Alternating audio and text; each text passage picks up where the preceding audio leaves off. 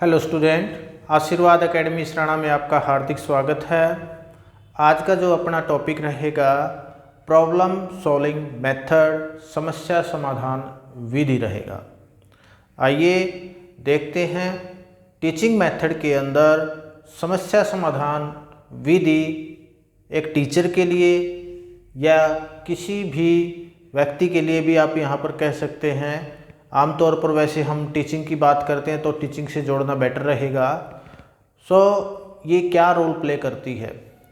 देखिए, समस्या हमारे जीवन का एक अंश है, एक भाग है और हर समय हमें समस्याओं का सामना करना पड़ता है। आप जब सुबह उठते हैं तब से लेकर आप जब सोने से पहले तक आपके सामने कोई ना कोई समस्याएं उत्पन्न होती रहती हैं और कई बार तो सोने के बाद भी समस्याएं उत्पन्न हो जाती हैं। हमारा माइंड जो है चलता रहता है, वर्किंग रहता है, हम सपनों की दुनिया में खोए रहते हैं। तो इन चीज़ों से क्या होता है, यानी ये जो समस्याएं हैं, चाहे वो आपके रिलेवेंट है या इररिलेवेंट हैं, समस्याएं आपके जीवन का हिस्सा है। इसको आप भूलकर भी छोड़ेंगे तब भी आप इसको जो है छोड़ नहीं पाएंगे। तो इसलिए इसको अपनाना होता है और इसके साथ ही हमें आगे बढ़ना होता है। अब दिक्कत ये है कि भाई यदि समस्या हमारे साथ रहेंगी तो उन समस्याओं का समाधान खोजना, उन समस्याओं का समाधान करना, वो हमारे लिए एक चुनौती बन जाता है। तो इस विधि के जरिए हम यही चीज़ सीखने वाले हैं कि हम उस समस्या का समाधान हम कैसे करें। ये जो विधि है, इस विधि का यदि प्रतिपादन की बात करें, समस्या समाधान विधि की प्रतिपादन की बात करें तो इसका जॉन डीवी ने इसका प्रतिपादन किया था, यानी जॉन डीवी की देन है ये। जॉन साहब ने इसको हमें दिया और हमें बताया कि हम इस समस्या का समाधान कैसे कर सकते हैं। इसमें करके सीखने पर बल दिया गया है इस विधि में। जैसे कि आपको पहले ही पढ़ा है कि जॉन डीवी जो है करके सीखने के सिद्धांत पर काम करती है। करके सीखने के सिद्धांत पर कार्य करती है, यानी लर्निंग बाय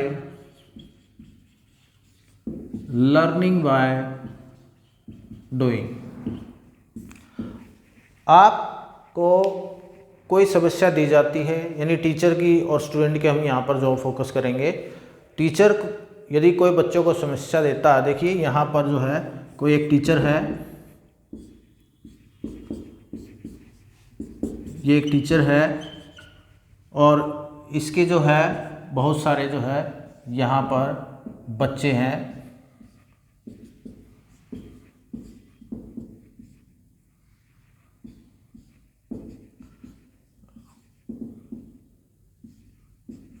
ये टीचर है और ये इसके क्या है, स्टूडेंट है। ये क्या करता है, टीचर बच्चों को कोई ना कोई प्रॉब्लम देता है, कोई समस्या देता है।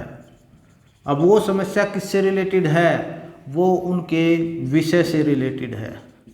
वो जो भी वो सब्जेक्ट पढ़ाता है उस विषय से रिलेटेड इन बच्चों को जो है समस्याएं देता है।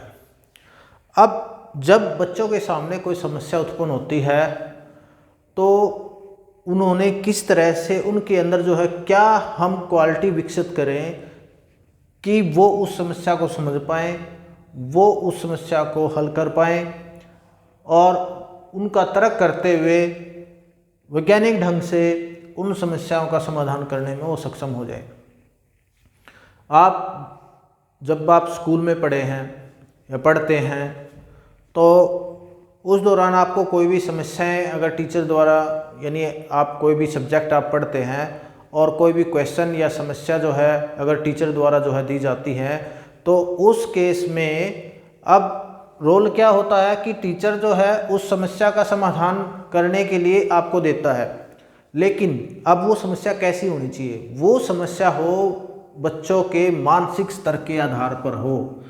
बच्चों को जो भी हम समस्याएं दें वो क्या हो, इनके मानसिक स्तर के आधार पर होनी चाहिए। समस्या कैसी हो? मानसिक स्तर के आधार पर हो, क्योंकि ऐसा न हो कि वो समस्या बच्चों का जो मानसिक मेंटल लेवल है, मानसिक स्तर है, वो बिलो एवरेज है, यानी कम स्तर पे है, और आपने समस्या जो है हाई स्टैंडर्ड की दे दी। तो इस तरह से जो है वो आपकी जो प्रक्रिया है, सिखाने की जो प्रक्रिया है, वो जो है गलत डायरेक्शन पे जाएगी और बच्चा जो है अच्छी प्रकार से सीख नहीं पाएगा। तो इसके लिए हमें क्या करना होता है कि बच्चे के मानसिक स्तर के आधार पर बच्चे को सिखाना होता है। दूसरा, भाई जब भी आप ये समस्याएं दें, ये समस्याएं स्टार्टिंग में आपकी सरल होनी चाहिए। मैं दोबारा बना देता हूं इसको। समस्याएं आपकी कैसी हों?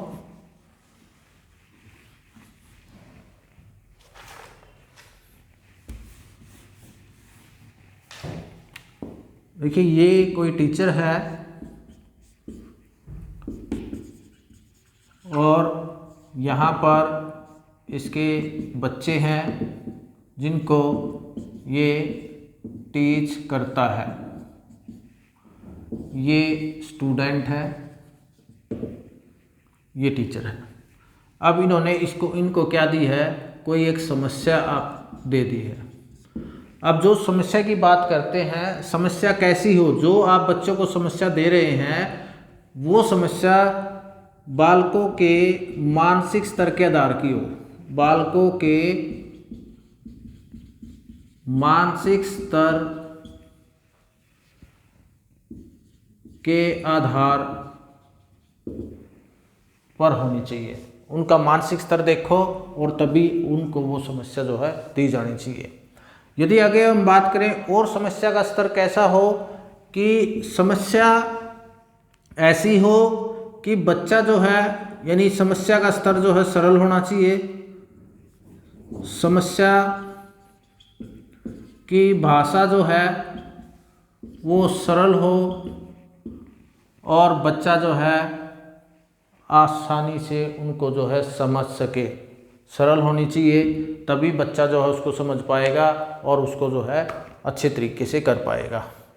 समस्या जैसी भी है, उनके विषय के समस्या जो है, समस्या बालकों के विषय से संबंधित होनी चाहिए। जो समस्या है वो बालकों के विषय से संबंधित हो। ऐसा न हो कि आप सब्जेक्ट कोई लेते हैं, समस्या कोई और देते हैं, ऐसा नहीं होना चाहिए। और कोशिश ये भी करें कि समस्या बालकों के दैनिक जीवन से जुड़ी हो, दैनिक जीवन से जुड़ी होनी चाहिए, तभी वो समस्या जो है आपकी जो है कारगर हो सकती है। बच्चे जो है अच्छी प्रकार से उसको अंडरस्टैंड करके उस समस्या का समाधान खोजने की कोशिश करते हैं। तो जब भी आप कोई भी समस्या दें, हम इसके स्टेप के माध्यम से और समझते हैं, क्योंकि आप यहाँ पर समझ ही गए होंगे कि समस्या, जब भी कोई भी टीचर आपको समस्या दे तो एक तो उनके मानसिक स्तर के आधार पर हो, जो भी समस्या का लेवल है, स्तर है, और समस्या की जो भाषा है वो सरल सहज होनी चाहिए, और समस्या जो है बालकों के विषय से संबंधित होनी चाहिए, और आप कह सकते हैं समस्या बालकों के दैनिक जीवन से जुड़ी हुई होनी चाहिए। और ये जो समस्या की अगर हम बात करते हैं, अब ये जो समस्या है इनमें बच्चे किस प्रकार से उस समस्या का समाधान करते हैं। देखिए, जब भी समस्या का समाधान बच्चे करते हैं, या आप भी कभी भी आपने जो है समस्या का समाधान किया है, तो वो आप कैसे करते हैं, आप तर्क देकर आप कर सकते हैं, तर्क के आधार पर। बच्चे क्या करेंगे, तर्क के आधार पर उनका जो है समाधान ढूंढेंगे, एक दूसरे के साथ उनकी 1 बाय 1 कड़ी जोड़ेंगे, तब वो जो है समस्या का समाधान कर सकते हैं। अब एक टीचर है, एक टीचर ने यदि बच्चे को अगर ये कह दे कि आप सर्कल जो आप पढ़ते हैं, वृत्त आप पढ़ते हैं, उनका क्षेत्रफल आप निकालिए और उनका क्षेत्रफल आप किस तरह से जो है आप निकाल सकते हैं, उसको पाई आर स्क्वायर जो क्षेत्रफल होता है वो किस प्रकार से हो सकता है, तो वो तर्क के आधार पर जो है उस समस्या का समाधान खोजने के लिए बच्चों को जो है देते हैं। इस तरह से जो है एक तरह से जो है खोज विधि भी आप कह सकते हैं कि बच्चा जो है खोज विधि का नियम भी जो है, खोज विधि की प्रक्रिया है ये, एक तरह से प्रोसेस आप अपनाते हैं कि किस तरह से मैं उनको खोजते हुए और उस समस्या का समाधान जो है किस प्रकार से खोज सकता हूँ। तो समस्याएं यहाँ पर आगे हम पढ़ते हैं कि इसके स्टेप क्या क्या हो सकते हैं। कोई भी समस्या है, उस समस्या को सुलझाने के लिए हमें किन किन स्टेपों का प्रयोग करना चाहिए। जॉन डीवी के अनुसार यहाँ पर 6 स्टेपों से हमें गुजरना होता है। वो 6 स्टेप जो है कौन कौन से हैं, आइए देखते हैं। समस्या समाधान जब भी आप उसको करते हैं, कोई भी बच्चे को अगर समस्या दी जाती है तो उस समस्या का समाधान करने के लिए उसने कुछ पदों से गुजरना पड़ता है, कुछ स्टेपों से गुजरना पड़ता है। वो स्टेप जो है यदि वो फॉलो करता है तो उसकी समस्या का समाधान होने में ज़्यादा चांसेस हो जाते हैं, समस्या का समाधान हो पाता है। आइए देखते हैं कि ये पद जो है कौन कौन से, ये स्टेप कौन कौन से हैं। पहला जो है समस्या को पहचाने और परिभाषित करें। आपके टीचर ने आपको जो है कोई समस्या आपको दे दी है, उस समस्या को आपने पहचानना है, आइडेंटिफाई करना है और उसको जो है डिफाइन करना है कि एक्चुअल में ये समस्या है क्या। और जब आप इस पद में निपुण हो जाएंगे, यानी आपने अपनी समस्या को पहचान लिया है और उसको परिभाषित भी कर लिया है, उसको डिफाइन भी कर लिया है कि ये एक्चुअल में मेरी जो समस्या है वो किससे रिलेटेड है। अब सपोज करें यदि किसी टीचर ने आपको कोई क्वेश्चन सोल्व करने के लिए दिया है जो कि प्रॉफिट एंड लॉस पर बेस है, तो पहले तो आप ये देखते हैं कि उस समस्या को पहचानना कि बच्चे ने क्या किया कि जो आपको समस्या दी थी वो समस्या जो है किस टॉपिक से रिलेटेड है, किस टॉपिक से रिलेटेड है, यानी उसका जो प्रकरण है, विषय है, वो क्या है। और जब आप उसको जो है पहचान लेते हैं तो उसके बाद आप जो है अगले स्तर पर जो है जाते हैं, अगले स्टेप पर जाते हैं कि आपको ये पता चल गया कि मैंने तो प्रॉफिट एंड लॉस का क्वेश्चन की प्रॉब्लम को सोल्व करना है और इसमें दिया क्या है। उसके बाद जो है यहाँ पर जो उसमें क्रय मूल्य दिया हुआ है, विक्रय मूल्य और आपको जो है प्रॉफिट दिया हुआ है और उसके अकॉर्डिंग आपने जो है क्रय मूल्य आपने निकालना है।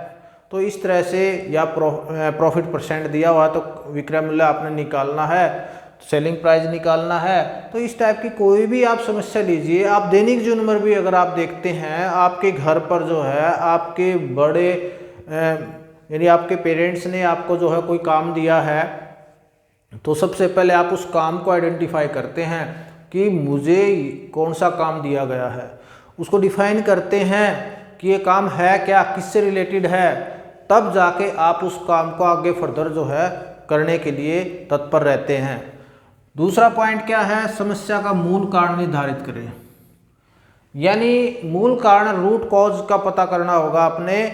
और यहाँ पर यानी एक वर्ड में अगर हम इसको कहें आइडेंटिफाई आप कर सकते हैं इसमें, या फिर डिफाइन आप कर सकते हैं। दूसरा अगर हम बात करें इसमें एक्सप्लोर रूट कॉज, जो भी आपकी समस्या है उस समस्या को आपने उस समस्या के मूल कारण का पता लगाना आपकी जिम्मेवारी है कि यदि आप उस समस्या के मूल कारण का पता लगा लेते हैं तो तब आप जो है उस समस्या को आगे फर्दर सोल्व करने के लिए सही दिशा में काम कर सकते हैं।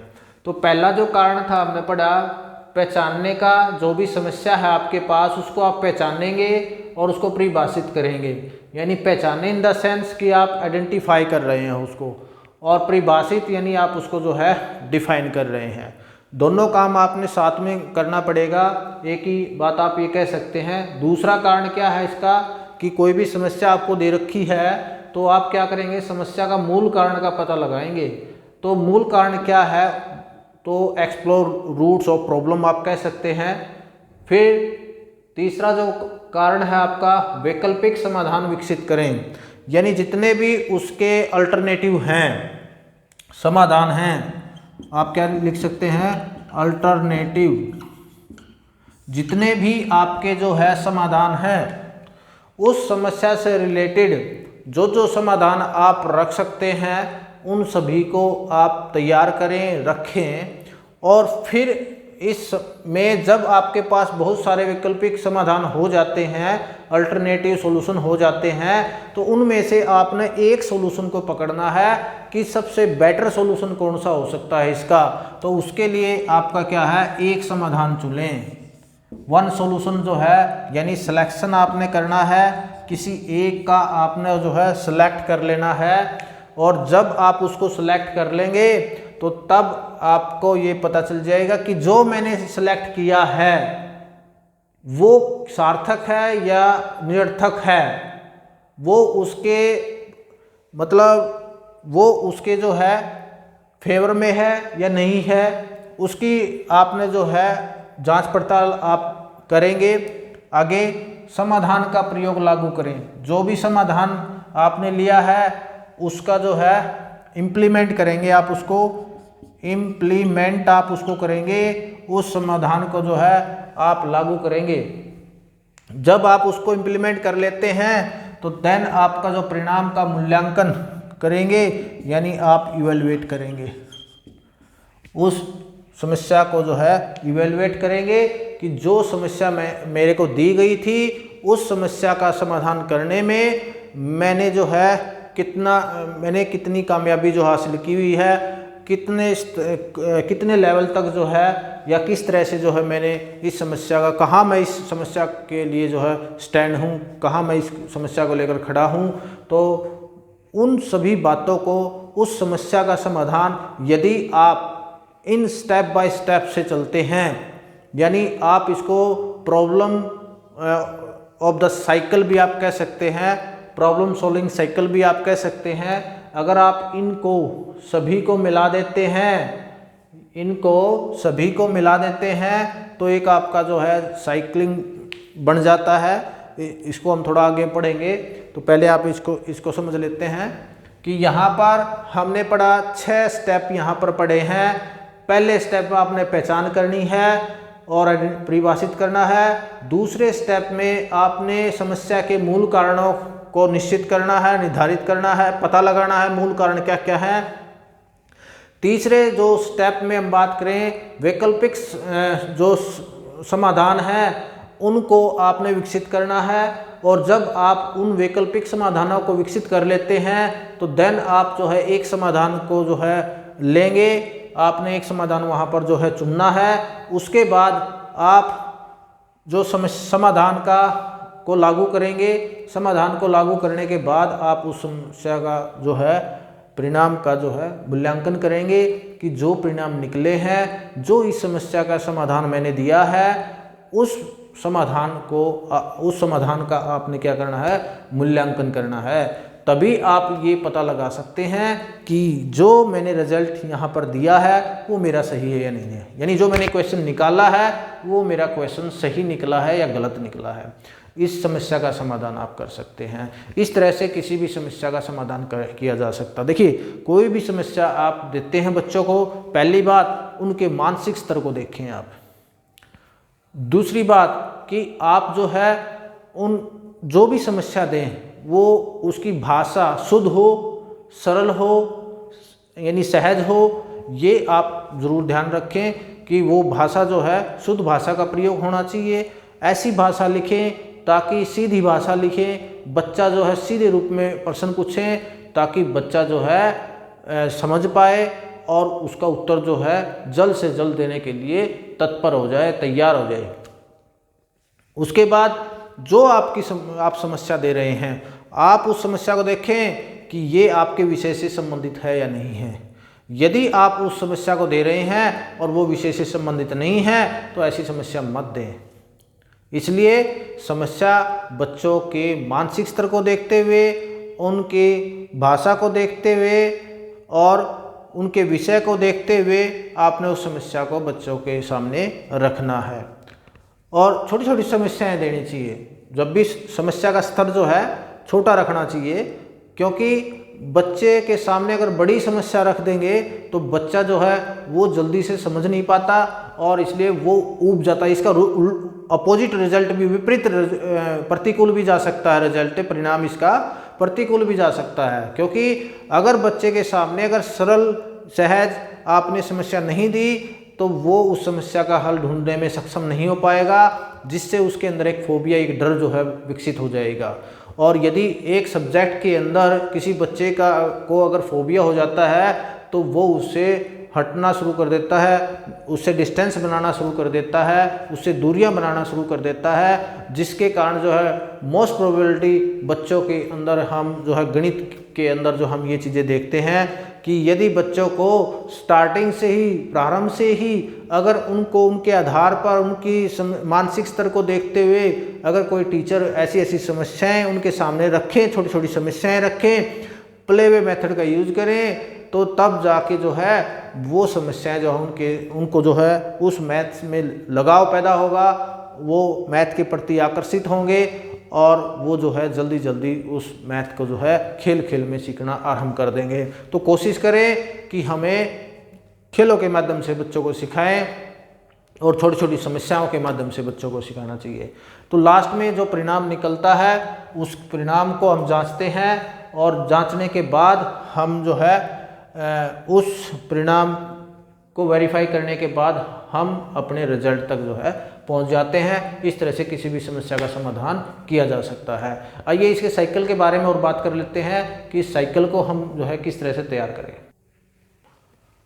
यहाँ पर हम बात कर रहे हैं प्रॉब्लम सॉल्विंग साइकिल की, और प्रॉब्लम सॉल्विंग साइकिल वो उसके स्टेप से ही रिलेटेड है। आप उसके स्टेप भी कह सकते हैं, आप उसका साइकिलिंग भी आप उसको कह सकते हैं, क्योंकि स्टेप और साइकिलिंग एक ही बात होती हैं कि आपने चलना कैसे है, आपने चलना कैसे है, आप उसको जो है किस प्रकार से उस प्रोसेस को कंप्लीट करने वाले हैं, तो कंप्लीट करते हैं।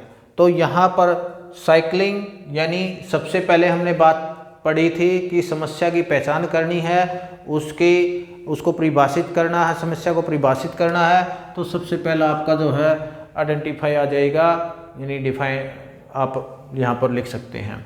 दूसरा जो आपका एक्सप्लोर रूट कॉज हो जाएगा ऑफ द प्रॉब्लम, कि यहाँ पर कि जो समस्या है उस समस्या के मूल कारण क्या है, आप उन समस्या के मूल कारणों को खोजो। जो समस्या के मूल कारण है कि समस्या जो उत्पन्न हुई है उसके उत्पन्न होने के कारण क्या क्या हैं, या आपके पास जो समस्या आई है, आपके पास उस समस्या के समाधान के लिए जो समस्या आई है उस समस्या के मूल कारणों का पता लगाना चाहिए। उसके बाद आप अल्टरनेटिव यानी जितने भी उसके अल्टरनेट विकल्प हैं, विकल्प जितने भी बनते हैं, आप उस समस्या के विकल्पों को आप देखें, समझें और उनको एकत्रित करें, और फिर आपने उनमें से किसी एक समस्या का आपने सिलेक्ट कर देना है। सिलेक्ट करने के बाद, उसका चयन करने के बाद फिर आप क्या करते हैं, इम्प्लीमेंट करते हैं। यदि आपको आवश्यकता पड़े कि हमें इस समस्या में कोई बदलाव करना है या उसको लागू करना है, तो आप उसको इम्प्लीमेंट कर सकते हैं। आप उसको कौन सी समस्या लागू करनी है, कौन सी समस्या छोड़नी है, वो वहाँ पर आप कर सकते हैं।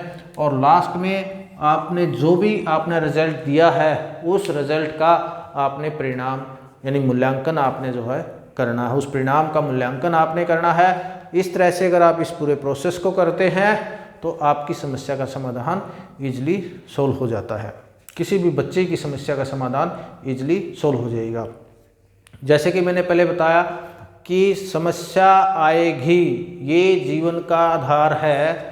जब से आप जन्म लेने से पहले तक, जब बच्चा गर्भावस्था में होता है, तब से लेकर मृत्यु तक ये आपके साथ चलेगी, कभी आएगी कभी दूर होगी। तो यही जीवन का आधार है।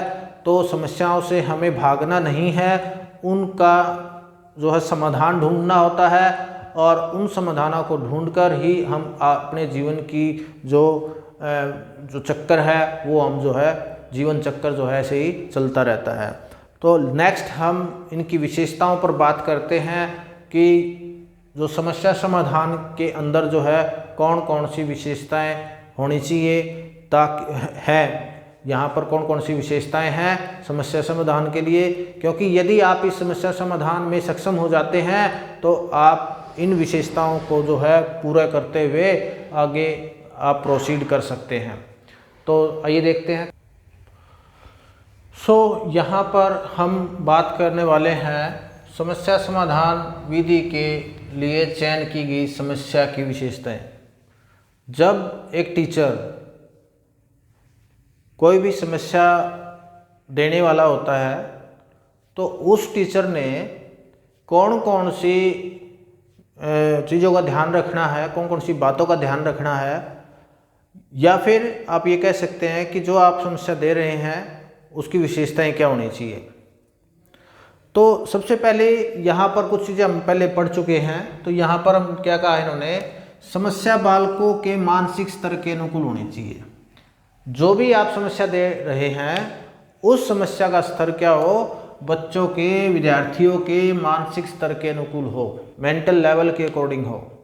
यदि उनका मानसिक स्तर अच्छा नहीं है या आप जो है उनकी क्लास के अकॉर्डिंग उनका मानसिक स्तर देखते हैं, तभी आप ऐसी समस्याएं उनके सामने जो है ऐसी समस्या उनके सामने जो है रख सकते हैं। समस्या की भाषा सरल हो, सहज हो और स्पष्ट होनी चाहिए। शुद्ध भाषा का प्रयोग करना चाहिए, सरल भाषा का प्रयोग करना चाहिए और जो भाषा ऐसी हो कि बच्चा जो है अच्छी प्रकार से उसको जो है समझ पाए। उसके बाद उस समस्या के अंदर समस्या बालकों के शारीरिक क्षमताओं के अनुरूप होनी चाहिए। जो उनकी फिजिकली कैपेसिटी है उस कैपेसिटी को देखते हुए, उस क्षमता को देखते हुए हमें जो है उनकी उस समस्या को जो बच्चों तक जो है पहुंचाना चाहिए, उस समस्या को देना चाहिए, इन्हीं बच्चों को देनी चाहिए। वहाँ पर ये भी देख लेना है कि फिजिकली फिट हैं या नहीं हैं। अब कई बच्चे क्या होते हैं फिजिकली फिट नहीं होने के कारण जो है, और समस्या ऐसे भी होनी चाहिए कि वो स्कूल में ही उसको जो है दूर कर सकें, उस समस्या का समाधान जो है स्कूल तक ही सीमित हो। ऐसा ना हो कि उन्हें कभी सर्वे पे जाना पड़े, ऐसी चीज़ें जो है उसमें नहीं होनी चाहिए। समस्या बालकों की रुचि व दृष्टिकोण के अनुसार हो, बालकों की रुचि के अनुसार और जो वो दृष्टिकोण रखते हैं, जितना भी वो सोचते हैं, उनका दायरा जितना भी है उसके अकॉर्डिंग जो है होनी चाहिए। समस्या में क्या दिया है और क्या निकालना यानी ज्ञात करना है ये स्पष्ट दिया हो, मतलब पजल फॉर्म में नहीं होनी चाहिए, उसमें स्पष्ट होना चाहिए कि आपको ये चीज़ दे रखी है और आपने ये निकालनी है, बिल्कुल क्लियर होना चाहिए। और समस्या चुनौतीपूर्ण होनी चाहिए जिससे बालकों में तर्क करने की शक्ति, चिंतन करने की शक्ति, कल्पना करने की शक्ति का जो है विकास हो सके। और समस्या लंबी नहीं होनी चाहिए, समस्या की जो लेंथ है वो छोटी रखनी है आपने, क्योंकि जितनी लंबी समस्या होगी उसका दायरा जितना विस्तृत होगा तो बच्चे जो है उसको निकाल नहीं पाएंगे, इसलिए समस्या लंबी नहीं होनी चाहिए। समस्या नई और व्यवहारिक होनी चाहिए, हर बार एक जैसी समस्या ना दें, हर बार समस्या का जो आधार है वो बदलाव लाना चाहिए, नई नई चीज़ें बच्चे सीखें तो उसी के अकॉर्डिंग हो। समस्या पाठ्यक्रम के अनुसार होनी चाहिए, समस्या ताकि बच्चा जो है वो अच्छी प्रकार से उसको अंडरस्टैंड करके उस समस्या का समाधान करने में सक्षम हो सके। और समस्या जब भी दें अनुभवी टीचरों के उसमें टीचर जो है अनुभवशील होना चाहिए, ताकि बच्चों को वो अच्छी भली बातें जो है मनोवैज्ञानिक ढंग से समझ सके, वैज्ञानिक ढंग का प्रयोग करते हुए, मनोवैज्ञानिक ढंग का यूज करते हुए तो बच्चे को समस्या जो है दी जानी चाहिए, तभी बच्चा जो है उस समस्या का समाधान करने में सक्षम हो पाएगा। तो यदि आपका और कोई पॉइंट आपके माइंड में है तो आप हमें कमेंट सेक्शन में जाके कमेंट करके बता सकते हैं। नेक्स्ट हम जो बात करेंगे इसमें, अभी जो इसके गुण और दोषों की बात कर लेते हैं कि इसमें गुण और दोष क्या क्या हैं। देखिए, कोई भी यदि आप अपने समाज के अंदर अगर हम कोई चीज़ विकसित होती है तो उसके गुण और दोष, यानी जैसे हम और आप हैं तो हमारे साथ भी गुण और दोष जो है साथ साथ चलते हैं। तो लेकिन इसके बावजूद भी बहुत सारी चीज़ें जो है अच्छी होती हैं। यदि उनके अंदर दोष हैं तो उनके अंदर गुण भी हैं। अब ये देखना होता है, ये बैलेंसिंग करनी होती है कि इसमें दोष ज़्यादा हैं या गुण ज़्यादा हैं। तो उस बैलेंसिंग को करते हुए हमें वो चीज़ें जो हैं हम उन चीज़ों को अडॉप्ट करते हैं। तो यहाँ पर आगे गुणों की बात कर लेते हैं, समय न लेते। समस्या समाधान के गुणों की यदि बात की जाए तो समस्या समाधान के गुणों में आपने यहाँ तक समझा है, तो यानी आप इनके गुणों को भी समझ पाए होंगे कि इसके यदि बच्चे के अंदर कोई समस्या का समाधान वो आसानी से करने में सक्षम हो जाता है तो वो क्या होगा कि वो अपने दैनिक जीवन में उस समस्या किसी भी समस्या को समाधान करने में सक्षम हो पाएगा। वो कोई भी समस्या उसके सामने आती है तो उससे वो भागेगा नहीं, उसकी डटकर मुकाबला करेगा और वो उत्साहित होगा, उसके अंदर क्यूरियोसिटी जो है विकसित होगी, जिज्ञासा विकसित होगी, तो उसको देखते हुए वो जो है जल्दी कर पाएगा।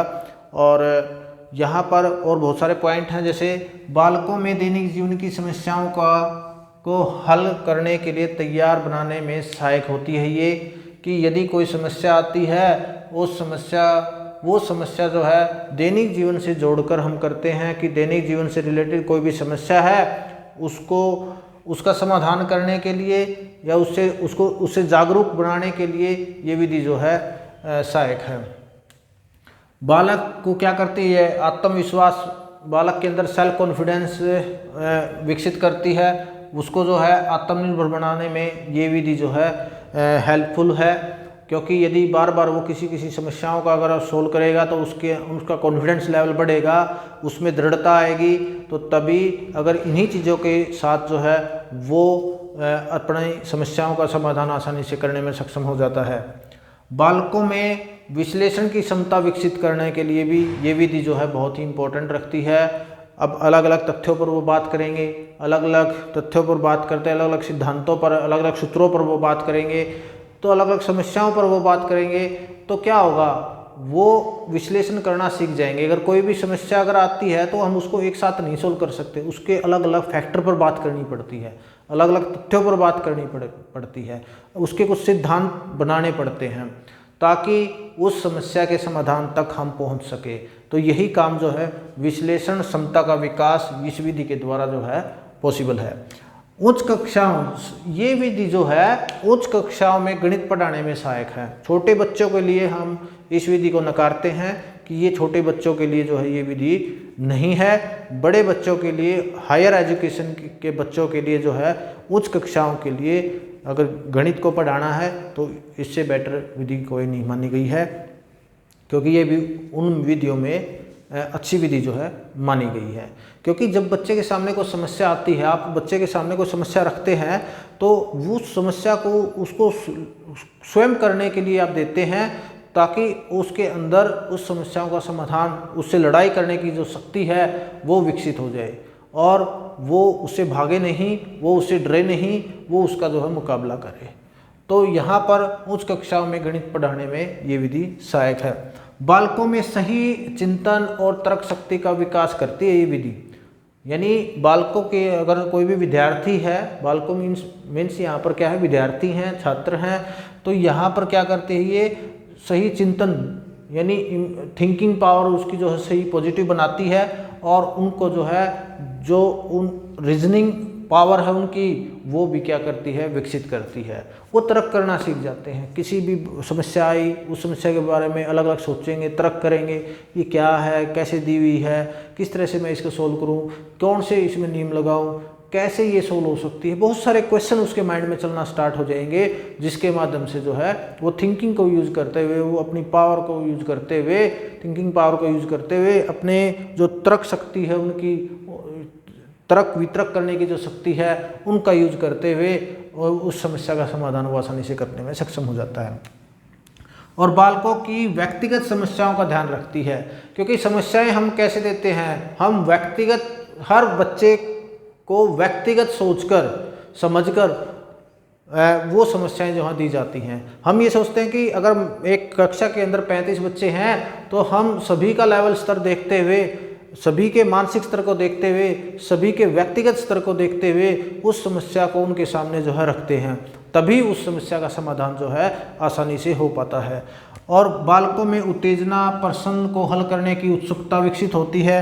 यानी जब बच्चा जो है डरेगा नहीं, आत्मनिर्भर रहेगा, आत्मविश्वासी होगा, चिंतन करने में सक्षम होगा, तर्क करने में सक्षम होगा, तो दैनिक जीवन से समस्याओं से जोड़कर देखने में वो सक्षम होगा। यानी किसी भी समस्या के आने पर वो उत्साहित होता है, ललायित होता है कि वो मज़ा आता है उसको कि मेरे पास जो एक समस्या और आ गई, उसको एंजॉय करता है। यानी समस्याओं को हमें एंजॉय करना सीखना पड़ेगा। यदि समस्याओं को भी हम एंजॉय करके और फिर उनका समाधान करना निकाल लेंगे तो शायद लाइफ जो है और भी अच्छी हो जाएगी, और आपके जो समस्या का समाधान है वो बहुत जल्दी ही आपके द्वारा जो है सक्षम होगा, होने में सक्षम होगा। तो यहाँ पर ये थे इसके जो है समस्या समाधान के गुणों की यहाँ पर हमने बात की है। आप कोई और पॉइंट भी अगर आपके माइंड में है तो आप कमेंट सेक्शन में जाके हमें कमेंट करके बता सकते हैं, ताकि हम अगली वीडियो जब भी आए तो हम इसको और इम्प्रूव जो है कर सकें।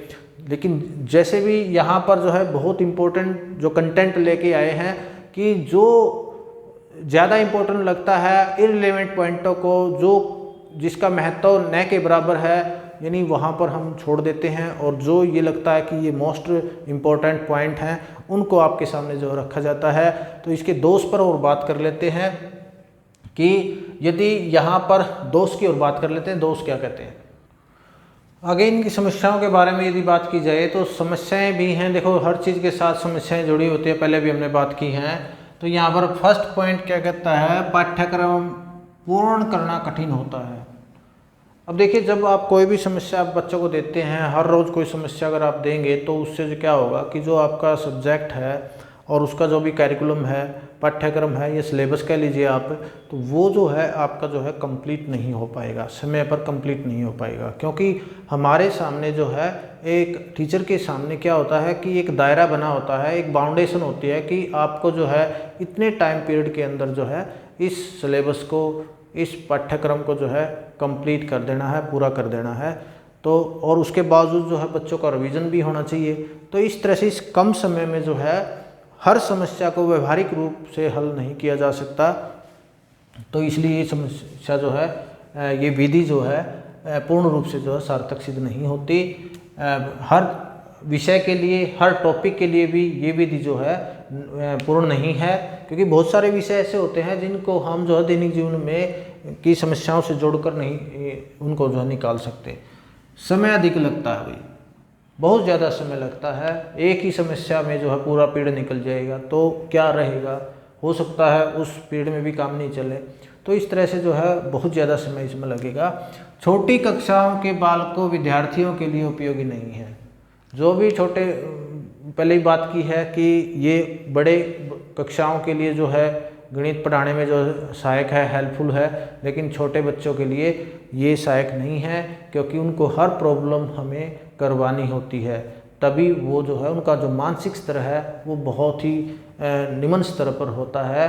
यानी एक तरह से वो ग्रोइंग होता है, बढ़ता हुआ जाता है, लेकिन वो इतना नहीं होता कि वो इतनी चीज़ें जो है समझ पाए। दैनिक जीवन उपयोगी समस्यात्मक प्रश्न खोजना अध्यापक के लिए जो है बड़ा मुश्किल हो जाता है। हर समस्याएं, हर एक समस्या, देखो अध्यापकों की कमी भी है, दक्ष अध्यापकों की भी कमी है, क्योंकि वो दैनिक जीवन से उनको जोड़कर भी सभी अध्यापक जो है दैनिक जीवन से जोड़कर समस्या को देना भी एक चुनौती का काम होता है।